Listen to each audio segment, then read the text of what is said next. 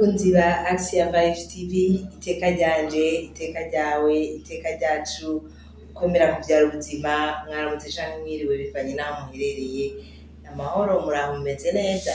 Ngo nanje n'impore. Ni umukutsa kivi Imana rero Josiane, muramenyereye ngaha. Ndagarutse ngo tuyage ibijanye n'ukwezi Eklezia yahariye umuvyeyi Bikira Mariya. Uno musi rero ngo tuza kuyaga kuki? Tugira tuzirikane, tumenye neza, tuzirikanire hamwe ivyibukiro vy'igisabisho c'irozari. Irozari turayizi, igizwe n'ishapure zine, ishapure zine imwe yose bifise icibukiro kimwe kimwe, ni ukuvuga ngo ishapure igira ivyibukiro bitanu, irozari yose igira ivyibukiro 20. Hari ivyibukiro binezereza, nivyo tugira tubanze tuzirikane kuri uno musi. Ego, abakunzi b'umuvyeyi Bikira Mariya, abakunzi b'irozari, mube hafi dusubire dusangire hamwe turabe vy'ukuri ic'ivyo vyibukiro bitwibutsa. Icibukiro ca mbere mu vyibukiro binezereza, umumarayika Gabriel abwira Bikira Mariya ko azovyara umwana w'Imana. Dusabe inema y'ukwemerera dufise. Iki cibukiro turagisanga muri Bibiliya, umurongo muri Luc 1:37, Luka ca mbere umurongo wa 37, haravuga ngo je suis la servante du Seigneur, n'umusavyi w'Umukama. Bikira Mariya turazi neza ko yasanga ata gicumuro, nta gicumuro yari afise, mugabo umumarayika yaraje aramubwira ati burya rero ugiye gusama inda, ugiye kwibaruka umwana w'Imana. Ntiyanse ivy'Imana ivuze, muga kubera yarakunda amategeko, yarazi kubaha Imana, yarazi ico arico icaha, ikosa, kandi yari umukobwa akuze, yarazi ingene bibungenga. Nico gituma yabajije umumarayika ati none bizogenda gute ntafise umugabo? Kubera yarazi ko kuvyara haba habonetse umugabo n'umugore. Uko biri kose yaremeye ico Imana yamutumye, mugabo icifuzo yari afite, akangonongono yari afise yaragashikirije. Mbega uno musi ko hari abahanuzi benshi batandukanye, hari abantu benshi batubwira ibitandukanye, abavugabutumwa, abaduha ama message, ndetse na twebwe hariyo message ushobora kuronka uryamye. Mbega urashobora gufata umwanya ukabanza ukibaza ati iyi message bampaye mbega ifasha iki? Iyi message bampaye ivuga iki? Mbega iyi message izomfasha ibijanye n'iki? Ukabanza ukamera nk'ushishoza, niko novuga. Message iraje, nivyo ivuye ku Mana, mugabo message zose ivuye ku Mana, imbere yuko uvuga ati ndacakiye umwanya w'abaranga ndavyakiriye, nibaza yuko wobanza kugira uti mbega iyi message ivuga iki, ukayinjiramwo, ukayibamwo, ukayica hirya no hino. Turabona Bikira Mariya ko wewe yarafashijwe kumbure nuko yari asanzwe azi ivy'ijambo ry'Imana, ati mugabo mbega bigenda gute, bizogenda gute ko ntafise umugabo ga muntu? Rero ntituze turakira amajambo yose atuvuzweko, ivyo batwatuyeko vyose uko nyene. Banza dusabe umutima mweranda dufashe.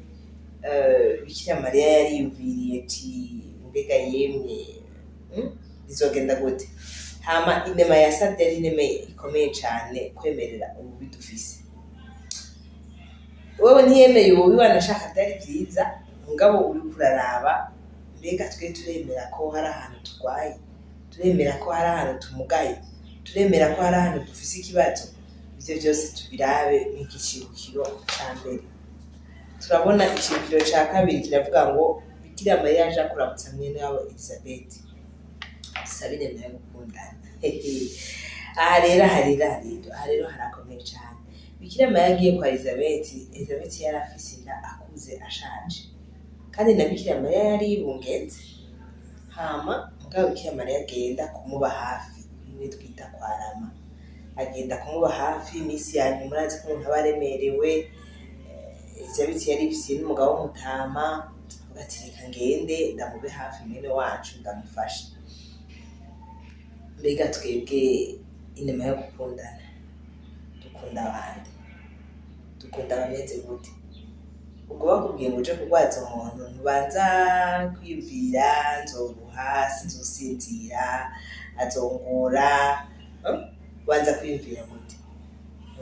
Bakubwiye uje kurwaza umuntu uje gufasha umuntu agowe, umuntu atava ahari, umuntu aremvye, tubifata gute? Ubwo ntidukunda abakomeye bamwe dusohokana turyoherwa dutamba turya tukanywa gusa, ubwo turakunda kuraba abari mu bibazo, twitaho gute bajya badukeneye bari mu bibazo. Canke ugiye kuraba umuntu mbega umufasha iki? Ngira Bikira Mariya yaragiye kwicara ngo bavuge urusaku gusa? Yaragiye kumufasha udukoko? Mbega ugiye kuraba umuntu hari ikintu na kimwe usiga umufashije mu nzu? Canke urarindira ubuzimana byose bakazana byose bikaba bisanzwe?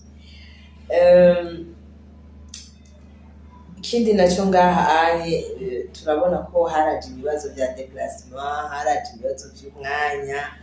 Uko biri kose kuramukanya n'ikintu gikomeye cyane, ukagenda ukayagisha umuntu. Ni ukuri dusaba inema yo gukundana, kumva ko wohaguruka ukaja kuramutsa umuntu. Hariho n'ikindi shaka kituvemo ngo ngenda ntwaye iki, mbega ambona gute, batangura kwibaza ko ari umukuru cyane, ngenda nambaye gute wiwe ntwaye iki, canke ari umukuru akakwangira wowe uri umuntu mutoyi ngo yago ntuze siho ndi. Ni ukuri tugire inema yo gukundana, dusabe inema cyane yo gukundana kugira ngo urabe umuntu vy'ukuri bivuye ku mutima, kandi abakenewe kurabwa barabwe, abari mu bibazo, abakeneye assistance, ni ukuri umuntu abarabe. Kuri ntuzeyi kuri ikibukiro umurongo bijanye ni uri muri Luka 1:45, Luka igabane ca mbere umurongo wa 45, haravuga ngo bienheureux ceux qui a cru, arahiriwe uwemeye iryo Mukama yamubwiye. Urazi amajambo Elizabeth yamwakirije, urazi ingene Mutima Mweranda yamuvugiyemwo, urazi ingene banezerewe n'inyishu Bikira Mariya yamuhaye. Urahiriwe wowe wemeye iryo Mukama yagutumye. None mugenzi, wewe uremera iryo Mukama yagutumye, cyane cyane ugiye kuraba abagwaye, ugiye kuraba gufasha abari mu ngorane. Ntimuze murazimya nimuze murirengagiza iryo Mukama yabatumye. Turabona rero ikibukiro cya gatatu naco kiravuga ngo tuzirikane, reka tuzirikane ikibukiro cya gatatu mu bibukiro binezereza nyene, avuga ngo Yezu aravuka. Dusabe umutima wo kureka kwishima ivyitunga, tubashikira Yezu yashimye ubwoba. Umurongo wo muri Bible bijanye uri muri Yohani ya mbere umurongo wa 14, Jean 1:14. Uravuga ngo il a établi sa demeure parmi nous. Yarubatse, yaraje kubana natwe, yashatse kuza kubana natwe. Hama ngaha turabona inema dusaba ngo umutima ukigana Yezu yashimye ubwoba. Ibaza Imana nzima, ivyo sinobitebako cane, mugabo twirabe twe mu buzima bwacu bwa misi yose. Mbega turashima ubwoba? Ubwo turashima ubwoba? Ubwoba bavuga ngaha si ubw'amafaranga, ubwoba bavuga ngaha ni ubw'umutima. Mbega muri bus uri kuri deplasa wicaranye n'umuntu ubona ari muri bamwe twita boro, kumbure yabuze agasabune ko kumesa, yabuze utuvuta two kwisiga, wifata gute? Mbega mw'isengero uko n'igihe no mw'isengero tugiye gusenga Imana usanga umenga hariyo abantu utokwegera, hariyo ahantu utokwicara, ay'isengero utojamwo. Twebwe twibera mu masikirisare atarahera kubaka neza, ugasanga umenga umutima wo kwicisha bugufi waratugoye. umutima wo kwicisha bugufi. Abatunzi, hariho abatunzi baja gusenga agiye kwerekana style nshasha, impuzu nshasha, ikirato gishasha, bagacokoza simvuze ama eglise yariyo, ngo abamama ngo bategerezwa gukenguruka bashize amaboko hejuru kugira ngo berekane akavami basize n'amabage bambaye ko angana. Mbega uwo mutima ushima ubworo turawufise ko Yezu ari we yamutweretse, yaje akavukira ahantu hadafashe, batagira n'ico bamufatamwo, batagira n'iki. Nibaza yuko Bikira Mariya yafashe mu bitambara yari afise n'ibitenga kandi vyabohesha, kuko sinibaza ko yari yiteguye kuhava yakira umwana. Twebwe urazi ingene twitegura, turitegura varize bebe iri mu kira kitu n'ivya mama vyose tugashiramwo. Mbwa Bikira Mariya umwanya ntawe yarose, kuko bari bigiye kuri Rusansuma na Yozefu, hama indero imufata ari mw'ijoro, batagira n'iki. Aho Yezu yaravutse arifatanya n'aboro. Mbega natwe twifata gute? Turifatanya n'aboro, turitonda, tubigenza gute, tubibona gute ivyo turiko turakora? Iyo turiko turakorana n'abandi bantu tubigenza gute? Hama turabona aha rero turabona neza ikindi kintu dukwiye kwitwararika muri iki cibukiro. Akenshi turabona ngo Yezu ashima ubworo. Umukristo ntategerezwa gushima, ntategerezwa gukena. Umukristo ntategerezwa gukena. Ubworo bavuga si ukubura amafaranga, si ukubura indya, si ukubura ico wambara, ariko mu mutima wawe, k'agatima k'ubwishime, k'agatima ko kwiyemera, guca bugufi mu mutima wawe. Mbega umeze gute? Uraciye bugufi? Ubuze hari ico ntiwama uriko uraronka. Umutima ushima ubworo rero ni wa mutima ushima ibihe vyose umuntu aba ariko aracana. Icibukiro ca kane mu vyibukiro binezereza riravuga ati Mariya aje Yeruzalemu ngo ahezagirwe yongere ahereze Imana umwana wayo. Mariya aje Yeruzalemu ngo ahezagirwe yongere ahereze Imana umwana wayo. Dusabe inema guhana umutima uteguye bantu. Aha rero abakristo ba Ekleziya Gatolika turaza amasakramentu. Mbega aho turazi ibyo dusabwa. Bikira Mariya yarazi amabwirizwa yabo yose, yarazi ibyo ategerezwa gukurikiza. Turavye mw'ijambo mw'ijambo ryo muri Bible rijana n'iki cibukiro, baravuga ngo ils portèrent l'enfant à Jérusalem pour le présenter au Seigneur, ainsi qu'il est écrit dans la loi. Luc 2, 22. Luka chapitre ya kabiri umurongo wa 22. Yarajanye umwana nk'uko vyari bitegetswe. Mu Kristo muri Ekleziya hategetswe iki mbega? Nk'ubwo turi mu kwezi kwa gatanu hategetswe iki? Kuwa gatandatu hategetswe iki? Kuwa Mungu hategetswe iki? Kuwa mbere, kuwa kabiri, kuwa gatatu hategetswe iki? Mbega umuntu yibarutse hategetswe iki? Uwitegurira kwibaruka ni byinshi cyane rwose. Amasakramentu yo ko ari indwi turayazi, turayakurikiza. Tubifata gute?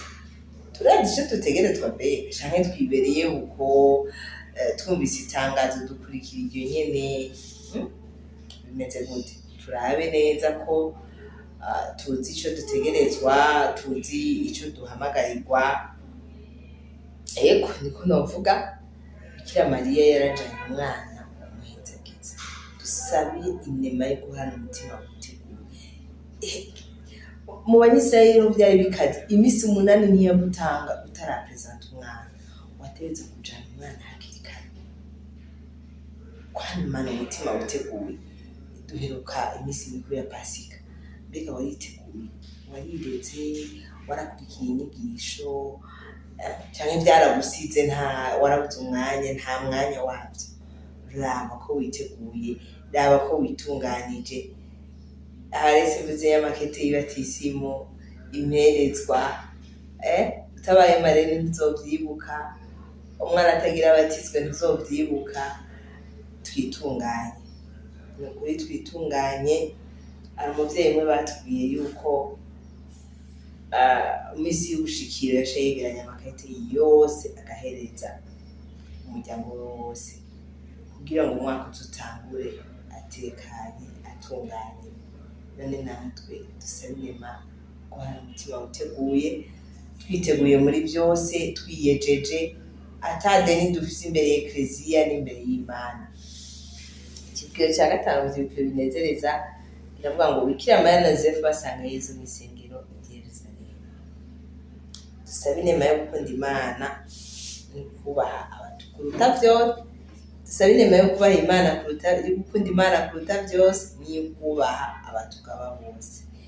Gukunda Imana kuruta vyose no kubaha abatugaba bose. Abatugaba bose guhera kuri ndega yewe. Ijambo ry'Imana riherekeza iki cibukiro ni muri Luc 2:49, Luka ikigabane ca 2:29.